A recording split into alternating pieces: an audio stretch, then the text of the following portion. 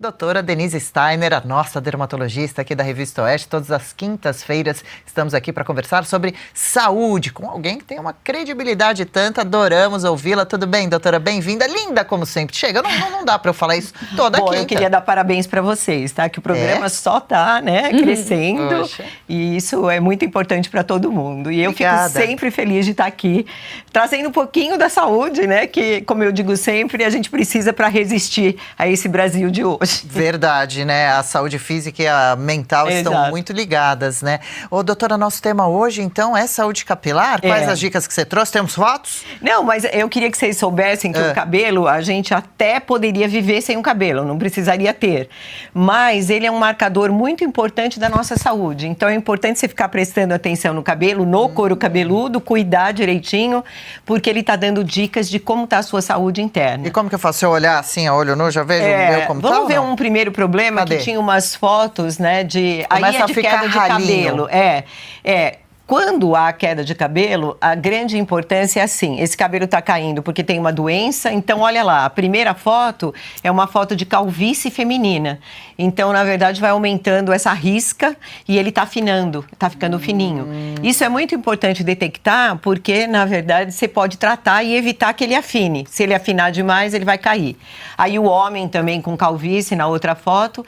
E aquela rodelinha ali, que está na terceira foto, significativa, né? ela é, na verdade, a alopecia areata. A alopecia areata é uma doença de couro cabeludo autoimune e que você tem remédios para tratar. Então, você infiltra corticóide, você tem como tratar. Aqui nessa foto de baixo... Rapidinho, doutora. Só uma dúvida, naquele caso, se tomar o tratamento, o cabelo volta a crescer naturalmente? Volta, Uma porque bela esperança, a né? alteração que tem ali não destruiu a raiz. Então, tem outras quedas de cabelo que a raiz é destruída. Nesse caso, não. Por isso que é importante tratar e o cabelo volta. Mas, às vezes, a alopecia areata, ela é generalizada. Então, pode perder todo o cabelo, todo o cílio, sobrancelha. É uma doença, então precisa tratamento. Tá de olho, né? Até porque é um problema que não agrada nem um pouco nem mulheres, nem homens. Exatamente. Né? Muito desagradável. Dá tanto em mulheres, homens, e quando a criança tem, viu, Paula, daí é mais grave, por isso a criança pode ter alopecia areata. Crianças, poxa. É uma doença genética?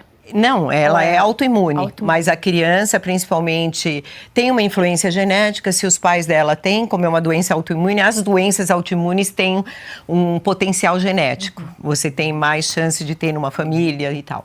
As quedas aqui, eu queria que vocês vissem. Tá vendo que faz umas entradas? O rapaz está abrindo com as duas mãos essa foto aqui do canto. Esse tipo de queda de cabelo não é, muitas vezes, relacionado à calvície ou a uma doença como a alopecia areata, mas sim a um problema que você está tendo. Então, começa a cair o cabelo demais. Então, eu aconselho todo mundo prestar um pouquinho de atenção. Perco aqui um cabelinho ali, lavo o cabelo, às vezes uma coisinha no travesseiro. Se aquilo começar a aumentar demais, você perceber que está caindo muito mais do que você está acostumado, tenha atenção com isso. Pode ser um problema de tireoide, né? E o hipotireoidismo, o hipertireoidismo levam a uma queda de cabelo. Isso é muito importante, gente, porque a tireoide é uma glândula que comanda a energia no nosso corpo, a temperatura. Se você estiver começando a ter um problema, você pode ir se desgastando, baixar a tua imunidade e ter vários problemas. A anemia também pode dar esse tipo de queda de cabelo.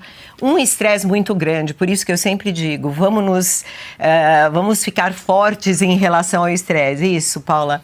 Conhecer o que nos faz bem, o que ajuda a gente nesse sentido. Porque se tiver um estresse muito violento, você pode ter queda de cabelo importante. Sabe quando eu tive, você deve ter tido também um pós-parto. Isso, Você teve, Marina? Sim, não? a amamentação ali é do terceiro mês. Isso, cai bastante, ficou bem umas falhas zonas. É mesmo? Eu tô até falando no meu canal do YouTube. Mas depois volta tudo. Agora eu tô cheia dos pequenos, assim, ó, cheia de franja. Isso acontece, gente, porque na gravidez, que nem no caso, o hormônio feminino, que é o estradiol, tá em alta, então o cabelo fica lindo, volumoso, né?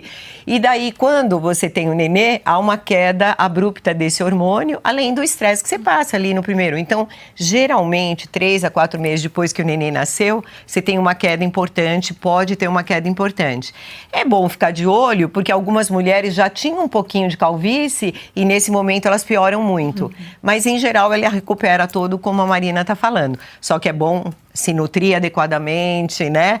Ter o equilíbrio aí, não ficar estressado demais, enfim, que é um momento difícil. Mas a queda pós-parto, geralmente, volta todo o cabelinho, porque a raiz não foi perdida. Acho que a gente tem uma foto de caspa também. Vamos lá, qual que é? De caspa? É, de caspa, que é um problema muito frequente. É ruim ter caspa, né? Porque daí todo mundo vê e fica com aquela impressão de que é sujeira, não é sujeira, coitada da pessoa, né? Que é descuido. Exatamente. Então, a caspa... Só de olhar já dá uma aflição, hein? É uma inflamação que ocorre no couro cabeludo e o processo de troca fica muito rápido. Então, ele é uma inflamação, pode não ser muito vermelho e tudo, mas está acontecendo alguma coisa ali. Então, é importante que você trate. Você tem que usar o shampoo adequado, muitas vezes uma loção que ajuda a desinflamar essa região, mas isso está significando um problema. E sabe qual é o problema mais relacionado com quem tem caspa toda hora, muito intensa? É a disbiose.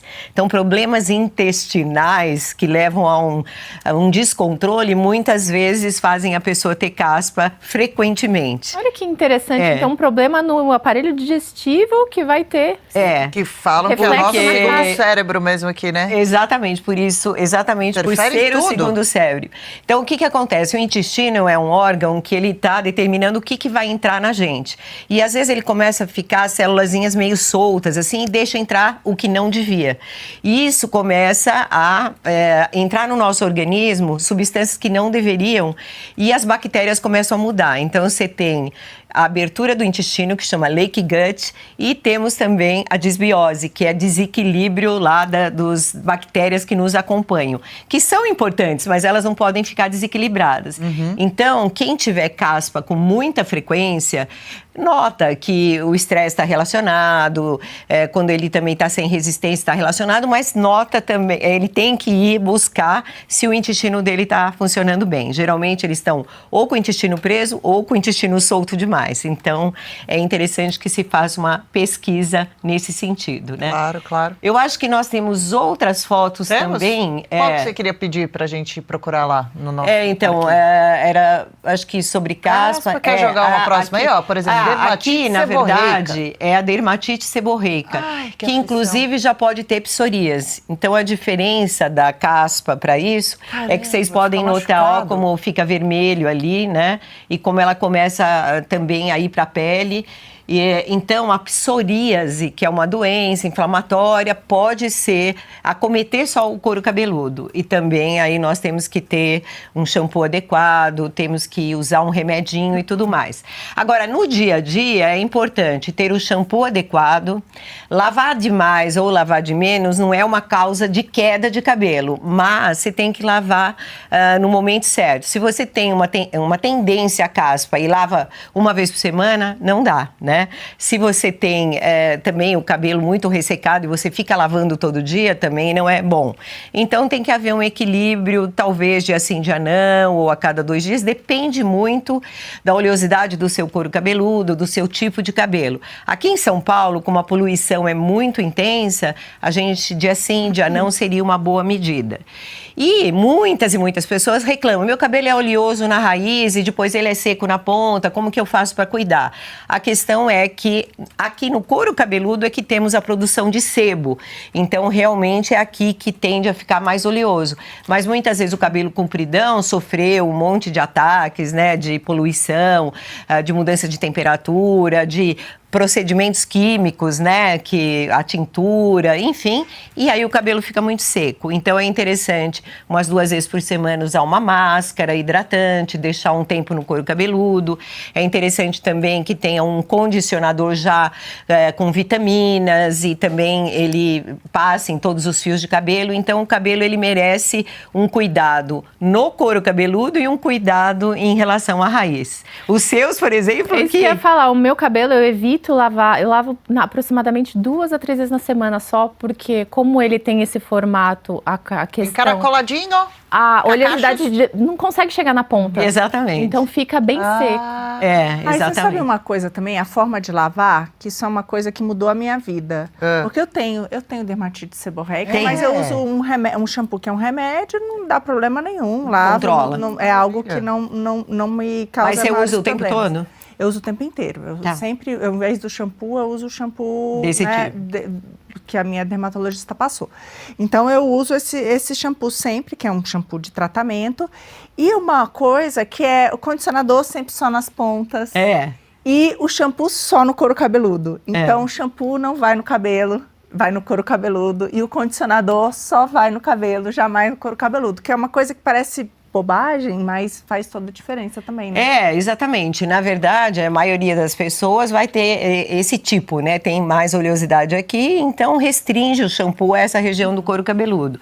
Mas tem gente que tem o couro, assim, muito seco demais e acumula sujeirinha. Então, eventualmente, na verdade, assim, o cabelo também embaixo precisa, às vezes, ser lavado. Depende do tipo, né? Então, às vezes, o shampoo pode prolongar um pouquinho, mas uma das dicas é enxaguar bem. Porque como o shampoo, qualquer tipo, mesmo medicamentoso, ele tem o potencial de limpar, então ele tira todo o óleo, né? Então, na verdade, você tem que enxaguar bem para não ficar uma substância agressiva no seu couro cabeludo. E o condicionador é isso, a maioria das pessoas usa mais na parte de baixo, porque aqui deixaria o cabelo pesado, mais oleoso, então você teria essa tendência de passar em geral. Uma outra pessoa que tem cabelo muito, muito seco, poderia passar um pouquinho no couro cabeludo também. Boa. Mas enxaguar, o condicionador tem que ser enxaguado também. Mas nós temos vários produtos leave-in, que são fórmulas aí já mais sofisticadas e que você pode deixar no couro cabeludo, porque eles têm, às vezes, uma complementação da queratina, vitaminas, mas também tem que avaliar qual a quantidade ideal para você, né? Não pode encher de produto. Esse tema foi bem-vindo, viu? O chat ficou maluquinho, cada um aqui dando 1000 palpites, fazendo perguntas. Como não temos mais tempo, encaminho todo mundo para o Instagram da doutora Denise, mas a doutora sempre fala, né? Deixa aqui sua questão. Isso, se quiserem perguntar, eu estou disponível para responder. Fica de olho no chat, mas também recebe directs, né? Na sua rede social, que é bem movimentada, adoro acompanhar, viu? Obrigada por hoje, pela participação, pelas palavras sempre carinhosas com a gente.